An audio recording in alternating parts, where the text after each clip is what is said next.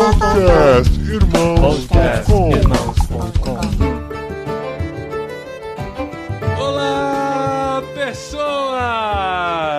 Podcastirmãos.com, Jetlag entrando no ar. Eu sou o Paulinho, estou aqui com o Gustavo, que adoraria comer meatballs e smashed potatoes na Suécia. Eu sou o Gustavo, eu tô aqui com o Guto e a Emily, um curitibano e uma piracicabana, que foram congelar lá na Suécia. Eu sou o Guto e continuo congelando aqui na Suécia. Eu sou a Emily, intervênia do Paulinho de Piracicaba. Aê, 2 piracicabanos no mesmo programa! Pela primeira vez na história! Só faltava ter 2 santistas aqui. Se tiver outro santista... Não tem chance. Não, aí não dá, né? Não tem chance. O Pelé já abandonou a chuteira há muitos anos, já caiu muito.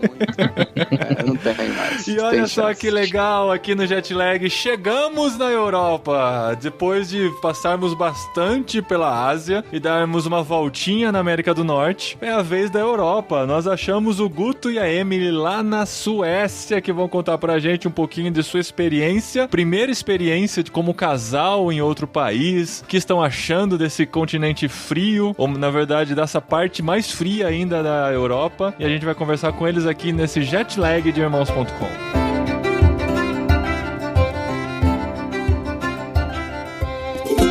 Olha só, antes de você continuar, tem 2 recadinhos aqui rapidinhos aqui na edição desse programa. O programa tá indo ao ar hoje, dia 24 de setembro, e daqui 11 dias acontece em Campinas o Impulso, nosso encontro de comunicadores cristãos, onde a gente vai pensar sobre comunicação e reino de Deus. Então, se você é da área ou se interessa pela área de comunicação, venha passar o dia com a gente no dia 5 de outubro, das 9 às 18 horas, e para você fazer a sua inscrição é só entrar em irmãos.com/impulso ou clicar no link que tá aqui no post. E o segundo recadinho é um convite para você se tornar mantenedor de irmãos.com e ajudar esse projeto a ir pra frente. É também só clicar no link aqui no post e escolher a forma de contribuir com o nosso ministério e ajudar a desenvolver o que a gente tem desenvolvido aí, com podcasts semanais e conteúdos nas redes sociais. E se você se tornar mantenedor, você passa a fazer parte também do grupo de melhores amigos de irmãos.com com stories exclusivos no Instagram, tá bom? Então os 2 links estão aqui no post, participe com a gente e vamos lá pra Suécia.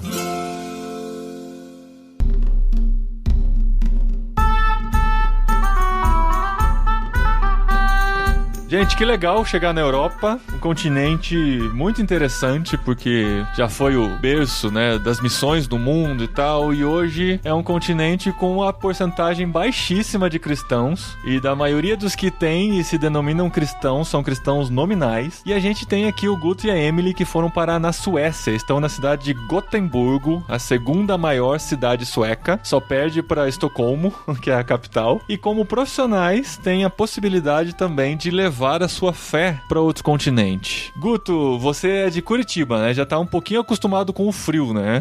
O frio em Curitiba não é tão intenso assim, mas ajudou um pouquinho na adaptação aqui. E você, Emily, você nasceu em Piracicaba, saiu muito cedo e acabou morando... Já foi pra Curitiba ou teve outras cidades aí pelo caminho pra se acostumar com esse frio? Algumas cidades pelo caminho, mas antes de ir pra Curitiba a gente estava morando em Atlanta, nos Estados Unidos. Quando voltamos pro Brasil, fomos pra Curitiba. Eu fui com os meus pais na época, né? Era adolescente. E lá encontrei o Guto. Nos conhecemos no acampamento da igreja. Em Curitiba? Em Curitiba.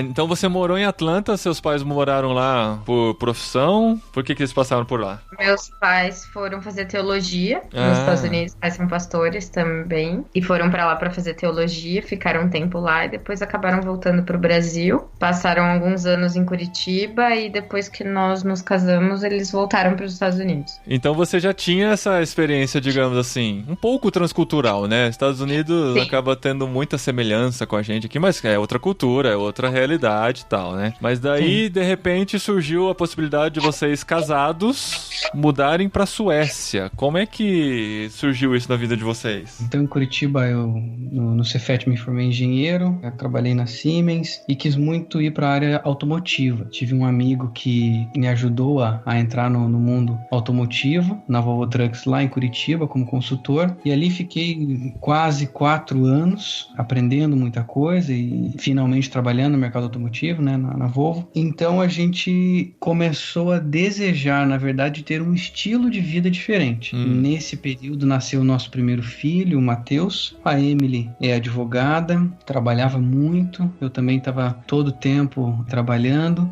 Os meus pais já não moravam mais em Curitiba, os pais dela estavam nos Estados Unidos. Não tinha muito suporte para nos ajudar com a criação do Matheus. Então, muito cedo, a gente teve que colocar ele numa creche. E isso nos incomodou muito. Teve um mês que ele ficou, todos os finais de semana, ele estava com febre. Ele estava doentinho, porque alguma criancinha estava doentinha. E ele tinha só 4 para 5 meses, a primeira vez que a gente teve que deixar lá. Então, a gente entendeu assim, a gente estava provendo tudo que precisava para casa, mas não estava junto em família. Então a gente resolveu mudar o nosso estilo de vida. Vendemos apartamento. E daí veio Samuel. Aí a Emily engravidou do nosso segundo filho. Aí a gente falou, bem, agora temos que mudar mesmo.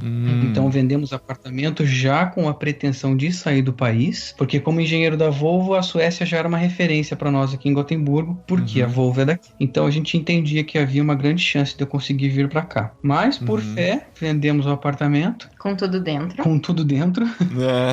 Literalmente. Nossa, isso ajuda bastante, né? A Emily saiu do trabalho. Também foi um outro passo de fé, porque a metade do income nosso vinha da Emily. Então, mas assim, na certeza de que Deus faria algo. E aconteceu. Fiz uma entrevista. Vocês venderam antes de ter a possibilidade? Foi isso? Antes. Caramba! Ô, Paulinho, a gente acha que a gente é crente, hein? Brincadeira. Ai. Nossa, que legal. Mas daí vocês venderam, continuaram morando em Curitiba esperando uma possibilidade. Mas já estavam orando e sonhando com morar fora do Brasil. Exato. Fiz algumas entrevistas. Um colega meu tinha vindo recentemente na época, né? Pra cá e me indicou numa empresa. A empresa me entrevistou e tinha dito que não. Aí eu tinha muita esperança naquela vaga, porque com indicação as coisas sempre são melhores e tal. Mas onde era? Era Volvo já? Não era na Volvo, era como consultor. E era pra trabalhar numa outra empresa. Na Suécia mesmo? Na Suécia mesmo, aqui em Gotemburgo, mas em outra empresa como consultor. E porque Deus sabe todas as coisas, eles repensaram, acho que algo assim, em torno de 3 semanas a 1 mês depois, eles voltaram a entrar em contato comigo e falaram assim, olha, a gente quer conversar mais uma vez contigo e tal. E eu falei, tudo bem. Fizemos mais uma entrevista, porque na verdade essa empresa que me contratou, ela era ponte para uma empresa sueca. Então daí nessa segunda entrevista eu fui entrevistado pelos donos da empresa sueca. E eles gostaram de mim e me chamaram. E foi assim que nós viemos pra cá. Mas entre a venda do apartamento e a nossa vinda foram cerca de 4 meses. Exato. Caramba, rápido, né? Parece muito, mas é muito rápido 4 meses. Mas vocês moraram como nesse tempo? Conseguiram segurar o apartamento até... Nossa, sim, porque nós temos amigos mais chegados que irmãos. Uma amiga nossa que já morava no terreno do sogro dela, que tinha um terreno muito grande e tinha uma casinha pequenininha, né? Tortinha. Falou assim, olha gente, a gente tem esse espaço aqui, vocês podem ficar aqui. E a gente falou, amor, vamos lá. Eles cobraram um aluguel super barato e eram nossos amigos. A gente falou, no mínimo é um tempo pra gente pensar se a gente precisa alocar alguma outra coisa. E tem um detalhe também, lá nessa época, essa nossa amiga cuidava do Matheus, porque daí a gente tirou ele da creche pra ele não continuar ficando tão doente como ele vinha ficando. Passava o dia com ela. Só que daí a gente morava 1 hora mais ou menos de distância da casa dela e levava ele todo dia na casa dela antes de ir trabalhar e voltava pra buscar. Então, muito providencial nesse sentido também, porque daí ela continuava ficando com ele, cuidando dele, mas estava no mesmo terreno, né? Era bem mais fácil de deixar. Caramba, meu, que louco isso. Vocês tomaram a decisão de ir sem ter nada concreto, mas tinham certeza que alguma coisa ia acontecer, né? Mas assim, não, só pra entender, vocês venderam pela fé, simplesmente pela fé de que vocês mudariam pra fora, ou tipo, foi uma necessidade mesmo ter que vender a casa? Não. Graças ao bom Deus, a gente tinha condições de ter o apartamento e tudo, não tinha. Aliás, foi um apartamento que nós oramos muito pra ter.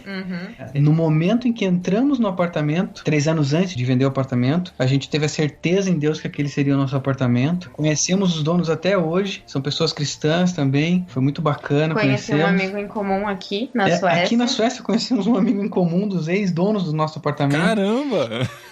É tudo muito conectado, né? Impressionante. Então, assim, foi um apartamento que a gente tinha desejos, vamos dizer assim, humanos, mas que Deus tinha o prazer de atender. E naquele apartamento ele atendeu todos, assim, sabe, de forma abundante. Então a gente gostava muito do apartamento. Mas, em primeiro lugar, estava nossa família, o que a gente queria viver. Então a gente não teve dificuldade para se desfazer do apartamento por causa desse pensamento, mas não porque precisávamos ou porque tinha algum problema. E foi tão providencial que, numa época não muito boa para vender apartamento ou qualquer outro imóvel, em 2 meses nós vendemos o apartamento em porteira fechada e um senhor de São Paulo veio e comprou e pagou tudo à vista. Então, assim, a gente ali entendeu a mão de Deus nos direcionando. Então ajudou muita gente nessa decisão que a gente tinha tomado. É muito louco isso, né? Dessas pequenas coisas que são grandes pra gente, são bem grandes, né? Mas Deus se importa até com essas coisas que parecem até pequenas pra Ele, né? No nosso olhar. E Ele cuida de cada detalhe pra direcionar a gente pra vontade dele, né? Então, muito legal saber disso e que vocês estavam dispostos a viver a vontade de Deus pra vida de vocês, né? Qual que é a formação de igreja de vocês? Vocês nasceram na igreja, se converteram depois? Como é que foi o encontro de vocês com Cristo? Eu nasci na igreja, basicamente, na igreja presbiteriana, lá de Piracicaba. Meu pai sempre foi presbítero, ou diácono, ou presbítero da igreja, né? Cantava em coral, em louvor, enfim, todo mundo sempre muito ativo na igreja. Minha mãe originalmente era da igreja metodista, mas quando casou foi também para a igreja presbiteriana. Então, nosso background sempre foi esse. Como eu disse, os meus pais foram para os Estados Unidos para fazer o curso de teologia, né? Então, lá meu pai pastoreou também uma igreja de brasileiros nos Estados Unidos. E depois, quando voltamos para Curitiba, a gente continua frequentando a igreja presbiteriana. E foi aí que você encontrou o Guto, num acampamento da igreja. Eu frequentava a igreja de um bairro e ele frequentava a presbiteriana de outro bairro. E quando tem aqueles acampamentos de federação, acampamento que junta todas as igrejas, a gente acabou se conhecendo.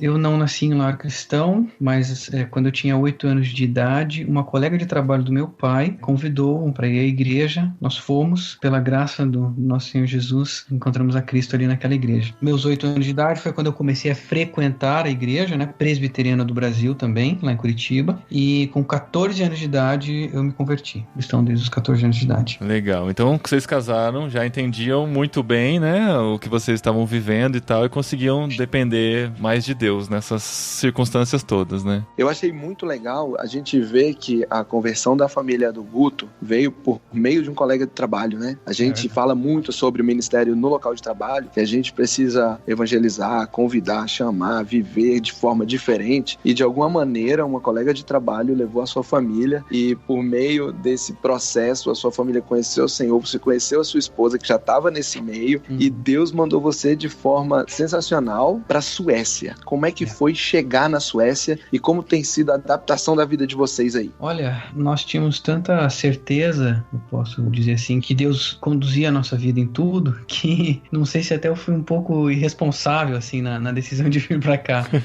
Quando eu paro para pensar, eu penso agora que eu não pensei tanto. Ah, cara, porque... mas ó, se a gente pensa demais, a gente não faz muita coisa, vai. Isso é verdade. Tem que ser um negócio meio assim, não, vamos porque Deus tá sustentando, Deus tá cuidando e se a gente não for agora, depois a gente se arrepende.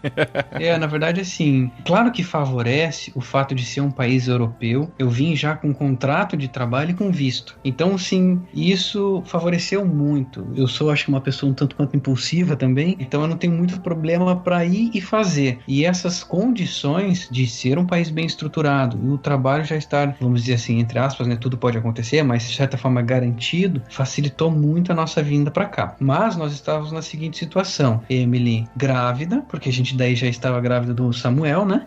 E o Mateus com 1 ano e meio. 1 ano e 4 meses. 1 ano e 4 meses, na verdade, para ser mais exato. Chegamos, nós não tínhamos casa aqui, não tínhamos nada, chegamos no aeroporto, nunca havia pisado aqui na Suécia, nem em Gotemburgo. Chegamos aqui, pegamos o táxi e eu tinha alocado um flat pela internet. E quando eu cheguei aqui com 8 malas de viagem, 6 malas de viagem, na verdade, 2 mochilas bem grandes, bolsa, neném, uma mulher grávida e uma mala de mão.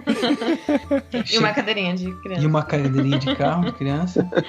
Tô me vendo. Você tá se vendo, né, Eu tô me vendo indo passar o fim de semana na casa da minha sogra. São realidades e realidades, né? Pra nós isso não era normal.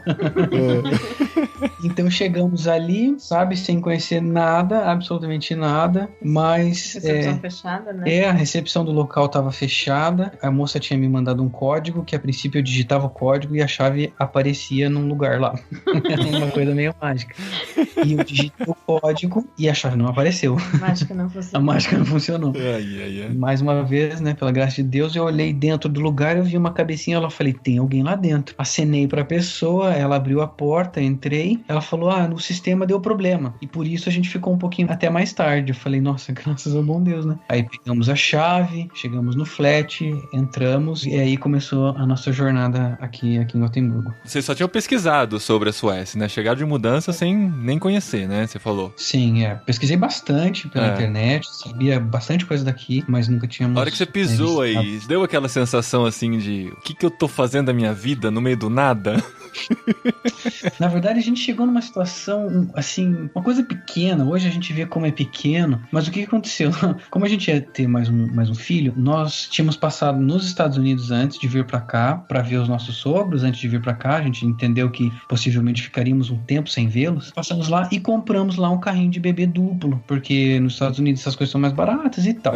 E perderam o nosso carrinho na viagem. Então a companhia aérea perdeu o carrinho. Então a gente chegou, assim, e eu, na época, porque Deus nos tratou muito nesse período que a gente tá aqui, na época eu ficava muito preocupado que absolutamente tudo desse certo.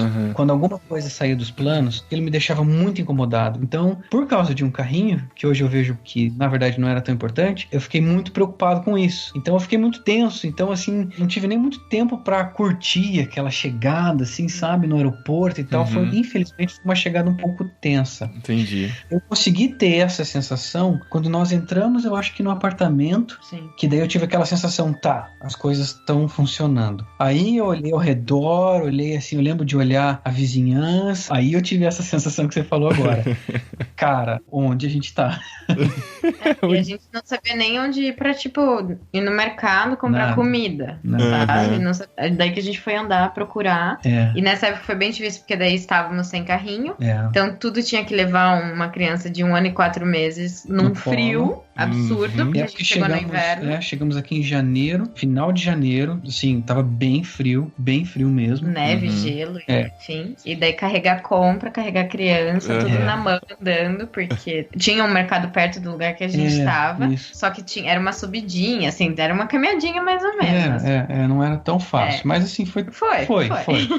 Mas o choque maior, na verdade, até a questão do mercado, é que aqui é coroa sueca, a moeda, né? Não é o euro. Não. Ela é um dos poucos países da União Europeia que não utiliza o euro. Ela utiliza a coroa sueca. E a coroa sueca, em termos numéricos apenas, é 2,5 real. Então, assim, é tudo vezes 2,5. Parece muito caro, mas na verdade não é. A média de preços aqui é mais cara. Seria como viver em São Paulo para mais, eu vou dizer assim. Eu diria que seria como viver em Vinhedo, que é onde eu vivo aqui. Imagino que seja. Então, assim, chega os preços, você fica fazendo conta todo o tempo. E o grande problema, que isso são coisas que você não pensa, né, antes de mudar para um lugar diferente, é que eu não conhecia nada de sueco, nós não falávamos uma palavra em sueco. E sueco é o idioma oficial que... oficial, por mais que todos aqui falem inglês. Todos? Olha, até no mercado, assim, até atendentes? Os de mercado falam inglês. Tá. Os senhores, as pessoas mais idosas, alguns não falam, mas não é tão incomum você abordar ou ser abordado por um idoso, e como eu já fomos algumas vezes, eles começam a falar em sueco, a gente fala I'm sorry, e de repente eles mudam pro inglês e começam a falar inglês. Caramba! Muito igual o Brasil, comum, né? assim. Igualzinho. É igualzinho. Igual o Brasil. Então eles acabam sendo meio que bilíngues, assim, né? Porque o sueco, ele é o idioma oficial, mas acho que na escola, desde cedo, deve ser muito incentivado o inglês. A gente tem inglês na escola aqui também, né? Não é nem desculpa, mas ninguém leva a sério como acho que um europeu deve levar, né? Um sueco deve levar. Eu não digo nem até o europeu, assim, é engraçado como é muito forte isso aqui na Suécia. Eu entendo que seja por alguns fatores. Primeiro, a influência americana aqui é muito grande. Na verdade, não lembro exatamente quando, mas há muitos anos atrás, houve uma grande imigração de suecos para os Estados Unidos. Há muitas famílias suecas, um terço da Suécia mudou para os Estados Unidos. Isso explica os loiros branquelos dos Estados Unidos, né? Exatamente, isso mesmo. Eu imagino que tem uma grande influência nesse sentido. Então eles têm uma proximidade com os Estados Unidos nesse sentido. Então eles consomem muito, assim como nós no Brasil, eles consomem muito o produto americano, a cultura americana. E a diferença aqui é que é um país pequeno e um país estruturado. Então aprender inglês é muito mais fácil quando você não se precisa se preocupar com moradia, com sobrevivência, com segurança. Se torna muito fácil aprender um outro idioma. Que visão interessante. Eu nunca tinha parado para pensar nisso, né? As necessidades básicas são tão grandes em outros países que aprender outro idioma fica supérfluo, né? Exato. Não é algo tão necessário, tão básico. Mas os filhos de vocês, o mais velho, já tá indo na escolinha? Já tá aprendendo inglês na escola? Ele vai numa escola sueca. Quanto tempo ele tá? Até eu ia falar isso, que na verdade, assim, o inglês aqui, ele é ensinado a partir dos 9 anos só. A exceção de crianças que vão para uma escola internacional. E daí tem o currículo escolar em inglês. Mas as escolas suecas, públicas, elas são tudo em sueco até os 9 anos de idade, quando eles começam a ter aula de inglês. Então ele já tá se comunicando em sueco. Assim dá certo. E dá. A partir dessa idade, as crianças já começam a falar bem, assim, porque eles também têm muito acesso a filme. Aqui eles não fazem coisa dublada, então a maioria é só legendado, então o acesso ao inglês é muito comum, né? Mesmo para as crianças. Mas os nossos, no caso, o Matheus, a gente veio falando português com ele. Quando chegou aqui, todas as vezes que a gente ia colocar desenho para ele assistir alguma coisa, colocava em inglês, porque a gente não gosta de colocar nada para ele que a gente não saiba o conteúdo. Eu falei, eu não vou colocar em sueco porque eu não tô entendendo o que estão falando. Bom. E eu preciso filtrar o conteúdo do que ele tá assistindo, do que ele tá vendo. Então a gente sempre assistia junto com ele e tudo. E nesse basicamente 1 ano, até ele entrar na escolinha mesmo, que ele entrou com 2, ele aprendeu inglês. E então quando ele entrou na escolinha foi bom, porque como as professoras podiam se comunicar com ele em inglês, mesmo não sendo uma escola internacional, ajudou bastante na adaptação dele na escola. Caramba. Então assim, basicamente ele tem 4 anos e fala 3 idiomas. Exato, porque daí hoje ele já fala o sueco. Inclusive eu acho que o sueco é melhor do que as outras 2 línguas, assim. Caramba. Porque ele fala um sueco bem clean, assim, sabe? Bem perfeitinho. O português e o inglês, ele mistura bastante. Entendi. E em casa vocês só falam português? Português, inglês, sueco. Então, até ia comentar isso, que ele assistia os desenhos, claro, mas obviamente que ele não aprendeu o inglês só dos desenhos, né? O desenho introduzia algumas palavras e a gente fazia muito isso de conversar com ele em português, e se ele falasse uma palavra ou desse alguma indicação de que queria falar inglês, nós mudávamos o diálogo para inglês e conversávamos com ele em inglês. Então a gente fez isso depois que ele já tinha uma base boa de português, a gente fazia muito isso, de ficar conversando com ele em inglês. E a gente viu assim, com 2 anos e pouquinho de idade, a criança aprende muito rápido, né, tudo. Então ele já tinha facilidade para aprender o inglês. Aí, como a Emily falou, ele foi pra escolinha, em, sei lá, acho que 6 meses, talvez 8 meses, ele já tinha compreensão muito boa de sueco, já falava. E hoje, com quase 4, até os próprios suecos falam, quando conversam com ele, que ele fala como uma criança sueco. Não como uma criança que aprendeu o sueco, mas como uma criança sueca. Ele fala, ele não tem sotaque, ele fala sueco como um sueco. Caramba, então, que hoje, coisa louca isso. Que é o que ele vai acabar sendo mesmo, né? Vai ser o primeiro idioma dele, o sueco, né? O primeiro idioma. Hoje é o primeiro idioma dele. O segundo é português, bem próximo do inglês. Português e inglês, mas o sueco é realmente o primeiro idioma dele hoje.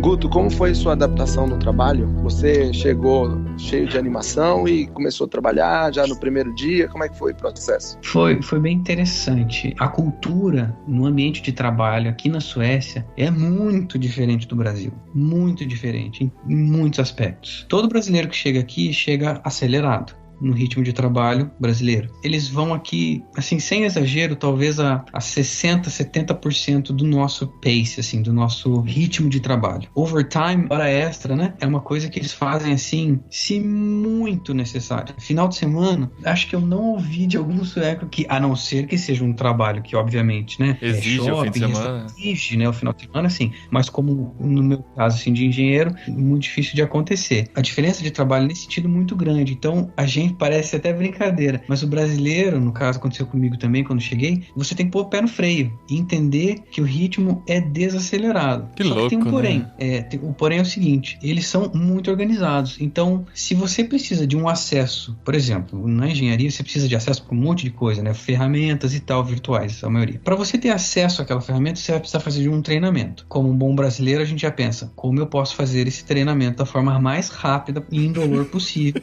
de acesso. E eles aqui não pensam assim. Se o processo dura 2 semanas, vai durar 2 semanas e ponto final. Esperneie você do jeito que você quiser, converse com você, com quem você quiser conversar. Mesmo que seja Então, só 1 hora por dia e você tenha outras horas livres pra fazer isso, não. Vai ser 1 hora por dia e não tem como negociar. Exatamente. Entendi. Então, assim, eles são muito processuais, vamos dizer assim, em absolutamente tudo. E é aquele tipo de cabeça que pra gente não faz sentido, né? Que a gente é muito do jeitinho de encaixa aqui, encaixa ali.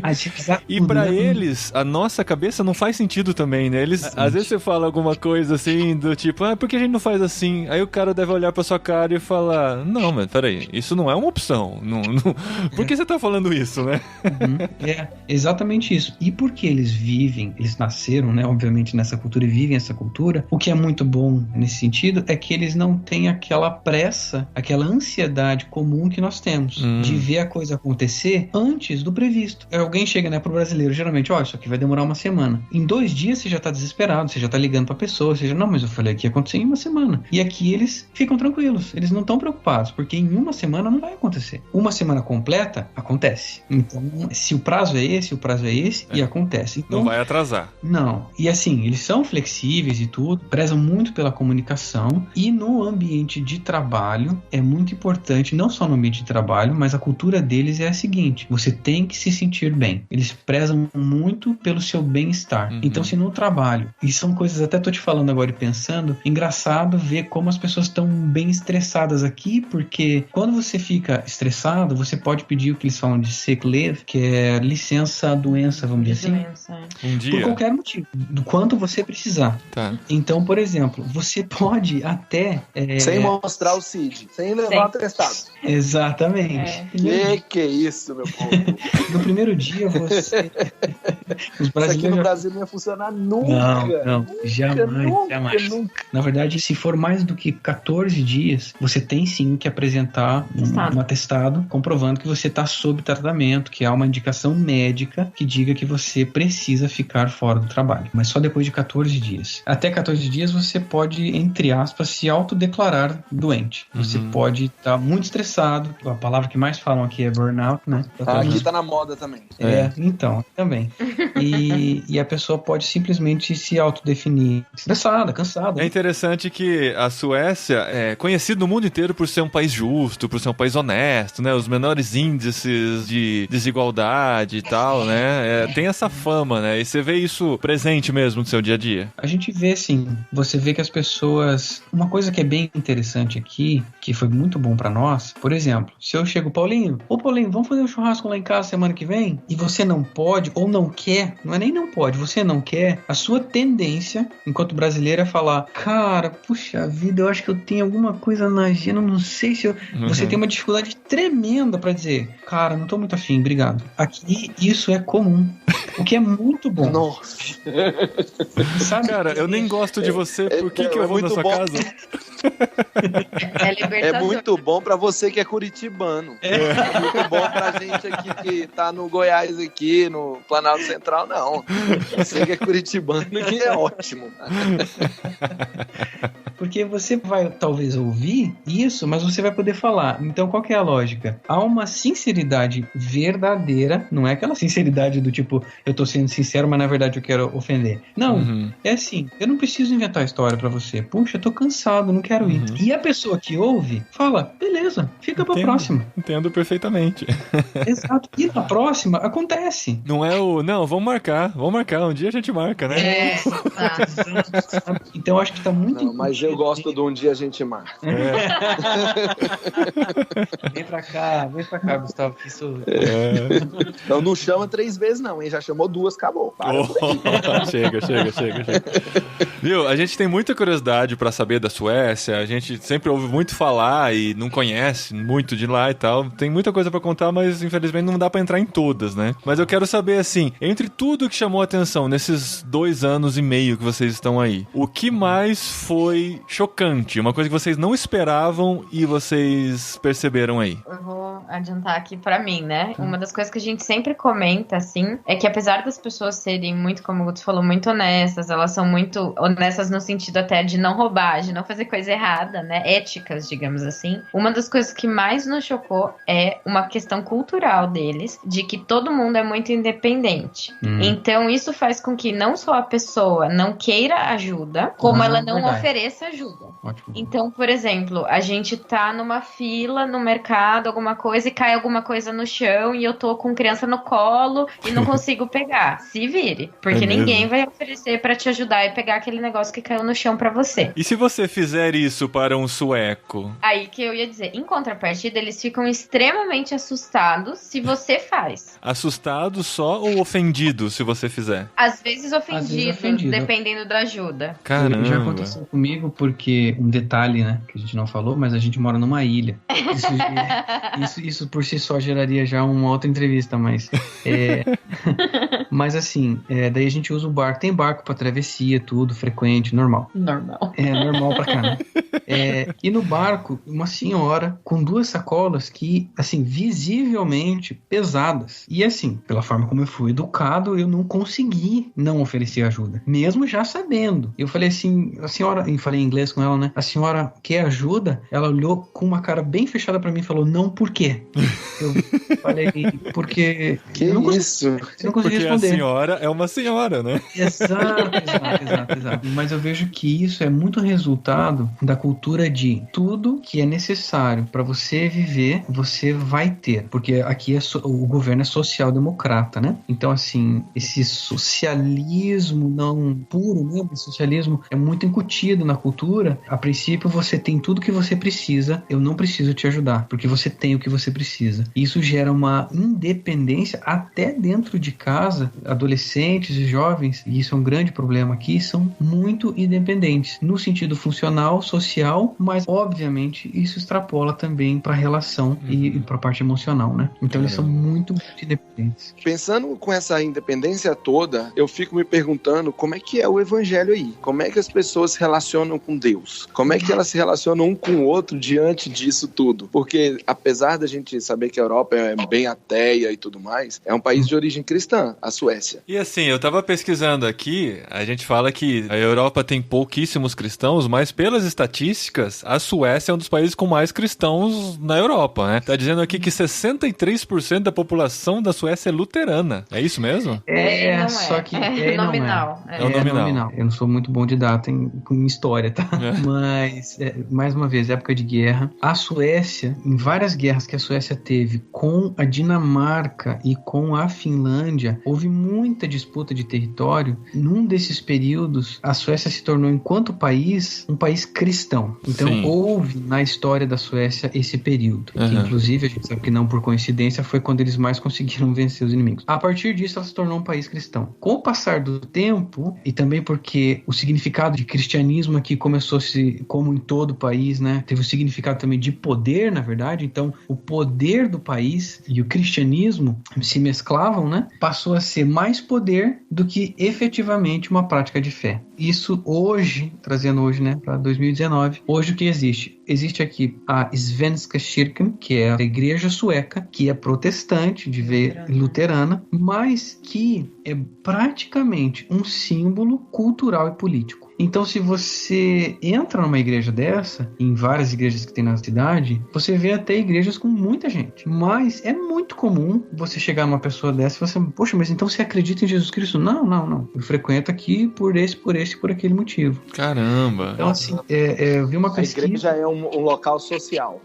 Um social político. Ainda há vamos dizer assim, uma influência na política através da igreja e das pessoas que são... Não necessariamente oposição ou situação. A igreja não é oposição nem situação no país, é só uma influência política mesmo. Exatamente, é um símbolo. Hoje, a última vez que eu vi cristãos na Suécia, 3,6%.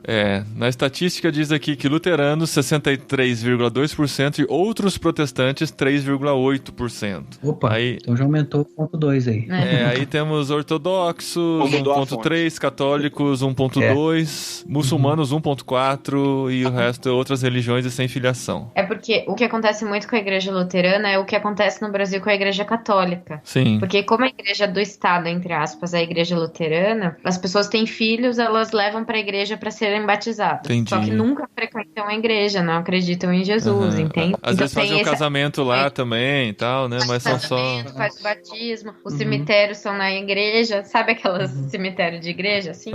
Mas não tem realmente a prática de fé, né? Essa é a única relação que elas têm com a igreja. Com todas as pessoas que a gente conversa aqui no Jetlag, são pessoas que, assim, entenderam que às vezes foram pro país buscando uma qualidade de vida, uma nova maneira de viver e tal, e no meio desse processo entenderam que Deus também estava enviando eles para uma realidade transcultural para poder falar de Cristo para aquelas pessoas. E vocês também perceberam isso. Que tipo de iniciativas vocês têm pensando nesse compartilhar de Cristo numa realidade tão pós-cristã, digamos assim? Quando eu tinha 17 anos, foi assim, muito marcante para minha vida, no sentido de ter a certeza de que eu tinha um chamado pastoral. E desde os meus 17 anos, hoje eu tenho 32, desde os meus 17 anos eu venho aguardando em Deus quando eu poderia efetivamente começar um ministério, começar um trabalho em que eu pudesse exercer esse chamado. Antes de vir para cá, pouco antes, eu tinha começado a teologia na Faculdade Batista do Paraná, e porque a gente veio para cá, tive que parar os estudos. Desde então, eu tenho muito madura esse entendimento e muito forte no meu coração da missão integral, independente do que eu faça ou de onde eu estou. Desde o meu primeiro trabalho na escola, eu sempre fui, às vezes até aquele crente chato, assim, sabe? Todo mundo sabia que era cristão, então eu tive isso muito forte na minha vida sempre. Então, quando viemos aqui para a Suécia, eu já perguntava no meu coração: Pai, o que o Senhor quer fazer através das nossas vidas nesse lugar? Legal. E o que o Senhor quer fazer na nossa vida, também na nossa vida, né? Porque tudo é um tratamento. Mesmo no ministério, seja em missão ou seja como for, também somos tratados constantemente. Então a pergunta sempre era: o que o Senhor vai fazer nas nossas vidas aqui e o que o Senhor vai fazer através das nossas vidas aqui? Nossa, muito bom. Então, eu mudei sim por causa de estilo de vida, porque teve oportunidade, mas sempre em mente, e isso era parte das nossas orações: Deus, mesmo que a gente queira fazer isso, é para lá que o Senhor quer nos mandar, Pai. O Senhor tem algo para nós lá. Isso fazia parte das nossas orações constantemente. Então viemos para cá sim, através de trabalho, mas com uma consciência, vamos dizer assim, ministerial muito grande. Isso que você está falando, Guto, de eu tenho uma consciência de viver o evangelho dentro do meu trabalho, é um tema que a gente tem falado muito aqui no Jetlag, e a gente tem falado muito aqui no Brasil, que é a integração da nossa fé com o nosso trabalho. Como eu integro tudo que eu faço para dar honra e glória a Cristo. Exatamente. Porque esse é o cenário que a gente tem falado, e a Tente, que é a organização que eu trabalho, ela promove esse tipo de ministério, esse tipo de visão cristã da vida, e a gente aqui no Brasil, no último CBM, Congresso Brasileiro de Missões, a gente tem desenvolvido desde o CBM bastante esse tema em várias igrejas aqui no Brasil. Foi mais ou menos a época que você acabou indo para outro país, mas isso é sensacional. Só de ouvir, fico super feliz de ver que Deus tem chamado pessoas para, através da sua profissão, ir para outros lugares onde apenas 3% das pessoas acreditam em Jesus, conhecem Ele. Eu queria ouvir um pouquinho mais das suas primeiras tentativas aí. Você já encontrou uma igreja? Você tem trabalhado no seu trabalho pessoal, sabe que você é cristão? Como que é essa relação? E também da Emily, como que é isso, Emily? De cuidar das crianças, se relacionar com os vizinhos? Como que tá sendo a sua experiência também? Eu fui muito cauteloso quando no trabalho comecei a dar indícios, né, de que eu era cristão. Sempre busquei fazer isso da forma mais suave possível, sem precisar me declarar, né, porque na verdade a gente sabe quando a missão está acontecendo, quando as pessoas sabem que você é cristão sem você ter dito isso. Para mim, o mais marcante foi o primeiro sueco que eu tive a oportunidade de chegar num ápice de uma conversa sobre Cristo. Esse sueco, ele era assim declaradamente ateu e assim aquele ateu orgulhoso, vamos dizer assim, né? Só que ele gostava muito de física, eu também gosto muito de física, e tínhamos conversas assim no trabalho, os nossos cafés até se estendiam um pouco sobre física. E é claro que eu sempre falava de física de um prisma cristão, e ele de um prisma completamente científico. Então ele foi observando o meu pensamento. Chegamos um dia a conversar sobre fé. Ele se incomodou, eu acho, né, com algumas coisas, e ele perguntou. E ele falou assim, bem, então de acordo, isso eu nunca vou esquecer na minha vida. Ele falou assim, então de acordo com o que você está me dizendo, você está dizendo que o meu pai, que era ateu e já é falecido, ele foi pro inferno. Eu falei, olha, eu não sei no que seu pai cria, eu não sei o que aconteceu com ele até o último suspiro de vida dele, então eu não tenho autoridade nenhuma para dizer onde seu pai tá. Me desculpe, mas eu não tenho condições para dizer onde ele tá, onde ele deixa de estar. Aí ele ficou quieto, aquele ar pesado se instaurou na sala. Fiquei muito preocupado se tinha sido a resposta certa, tava orando constantemente nesse momento. 1 minuto depois, ele volta para mim de novo e fala assim, em contrapartida, minha mãe deve estar no céu, porque a minha mãe era uma believer, né? Ele falou, era cristã. Aí eu olho para ele assim, já com lágrima no olho, eu falo, bem, em relação à sua mãe, eu creio sim, que ela tá no céu. Então essa foi assim, a primeira experiência e a mais impactante que eu tive, porque ele mostrou para mim quem é o sueco. Ele mostrou para mim quem é esse povo, que é um povo que por vários motivos, talvez seja até um pouco frio, que talvez seja um pouco duro, que talvez seja um pouco ríspido, um pouco distante, mas que o que mais deseja no fundo do coração, às vezes mesmo sem saber, é saber, descobrir que tem algo mais. Isso eu vejo no povo sueco. Eles querem sim, eles têm esse anseio por descobrir que existe algo além do que eles vivem. Caramba, que legal, cara. Vocês falaram que vocês mudaram pra ir pensando muito na qualidade de vida, né? A vida que vocês estavam vivendo aqui não era condizente com o que vocês esperavam como família e tal. Como isso tem sido diferente aí? Como a Emily, nessa nova maneira de viver, tem conseguido demonstrar Cristo na sua vida? Eu acho que uma das coisas, assim, que a nossa realidade mudou bastante foi quando a gente sentiu realmente a mão de Deus nos conduzindo pro lugar que a gente mora hoje, né? Como o Guto falou, é uma ilha de 1.500 habitantes, mais ou menos, que chama Dunso. Ela fica no arquipélago do sul, da cidade de Gotemburgo. Aqui dentro não anda nem carro, só carrinho de golfe, bicicleta e... É mesmo? Motinho. Caramba!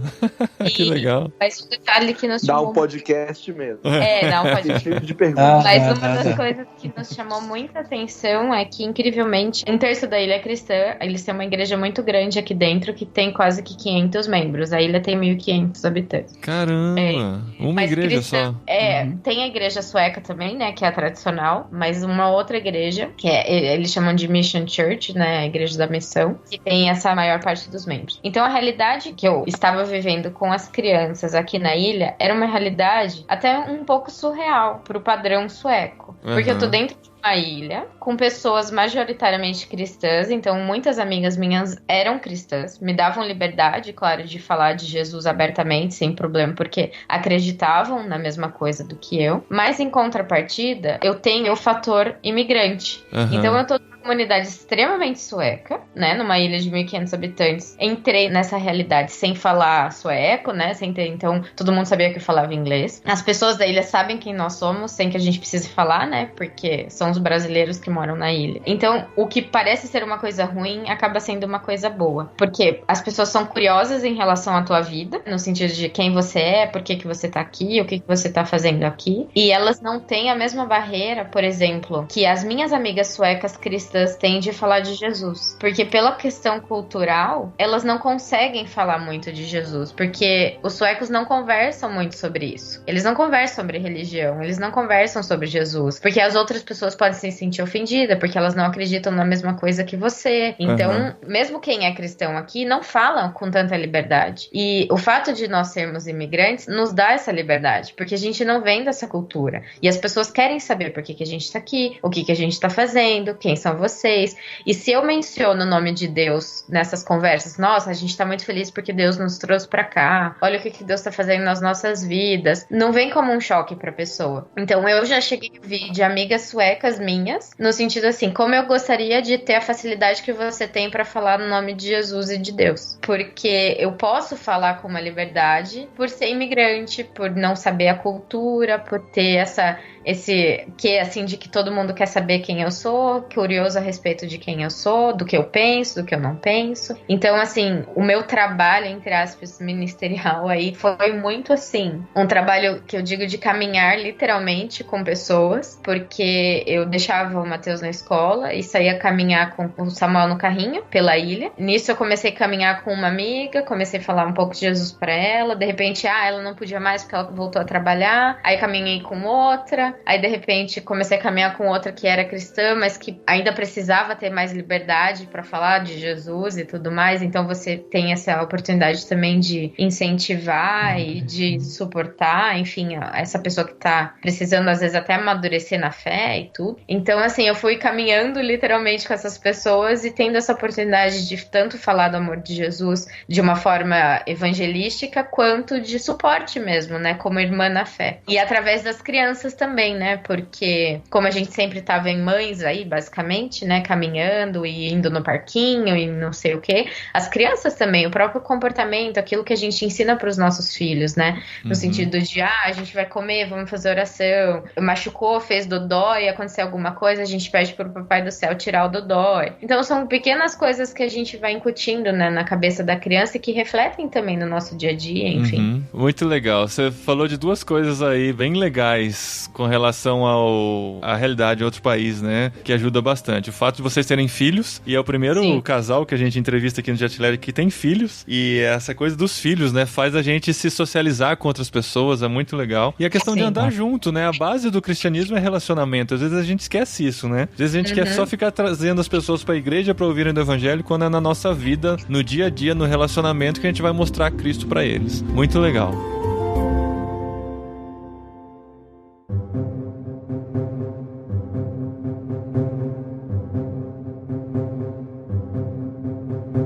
Tô gostando demais dessa conversa, realmente bem em linha com o que a gente tem vivido aqui no Brasil, eu e a minha família, eu, minha esposa e os nossos filhos, e também bem em linha com o que a gente tem ensinado nos nossos treinamentos do Go Equipped. A gente fala muito sobre isso, o que vocês dois estão fazendo tem até um nome, chama Evangelismo de Pescaria. E eu sei, por conta do amigo que nos apresentou, que vocês em algum momento foram enviados pela igreja, ou comissionados pela igreja. E isso é interessante porque vocês hoje são fazedores de tendas, profissionais que mudaram de cultura e que usam a sua profissão para dentro do seu trabalho e das suas relações normais viverem o cristianismo. E lá na Bíblia a gente entende que existe uma instrução para a igreja enviar os seus membros, e a gente tem falado muito sobre isso. E vocês foram enviados. Que igreja que enviou? Como é que foi esse processo? Como a Emily mencionou antes, os pais dela ainda moram nos Estados Unidos e lá eles frequentam um ministério chamado MSBN, Ministério Semeadores de Boas Novas. Ele foi iniciado pelo pastor Antônio Domingos, lá em Guarapuava, no Paraná. E ele expandiu de forma maravilhosa pelo mundo. Aqui na Europa existem igrejas em Portugal, na Inglaterra, eu sei que tem uma na Suíça, na Espanha, nos Estados Unidos tem vários estados, no Canadá também tem um casal implantando igreja lá agora. E quando fomos numa das viagens que a gente foi aos Estados Unidos, a gente conheceu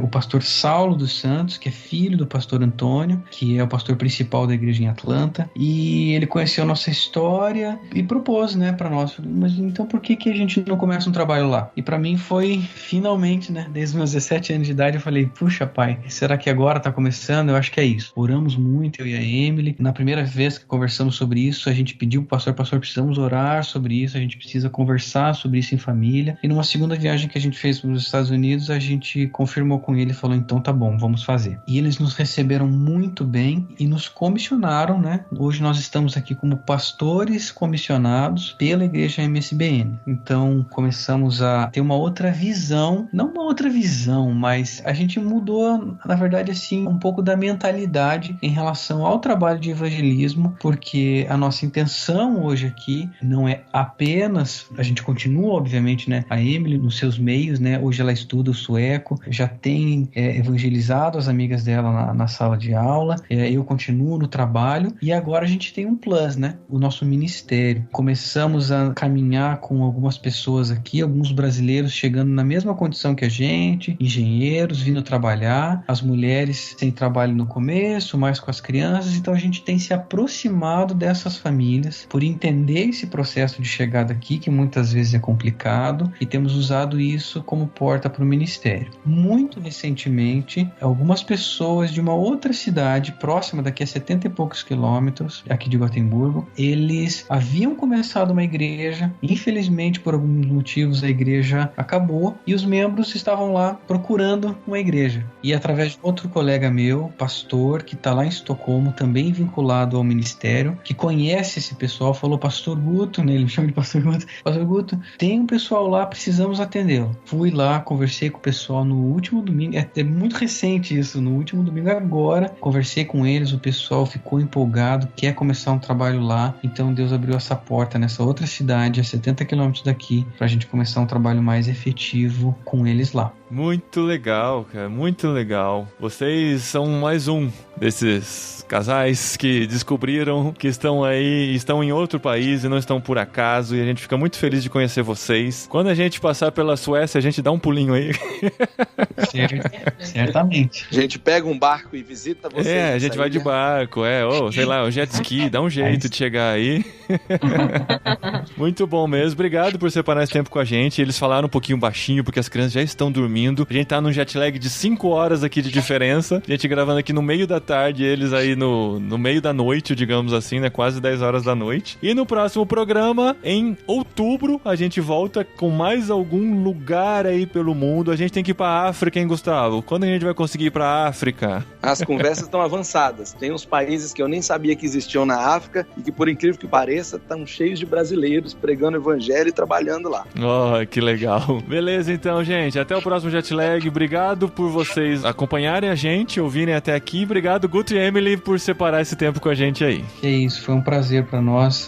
Foi um privilégio, na verdade, ter sido entrevistado por vocês. Gostamos muito do projeto. Foi um prazer mesmo poder apoiá-los nesse sentido. Foi muito bom mesmo. Que Deus continue os abençoando nessa jornada. Valeu, gente. Obrigado. Até o próximo. Até. Valeu, gente. Um abração. Até.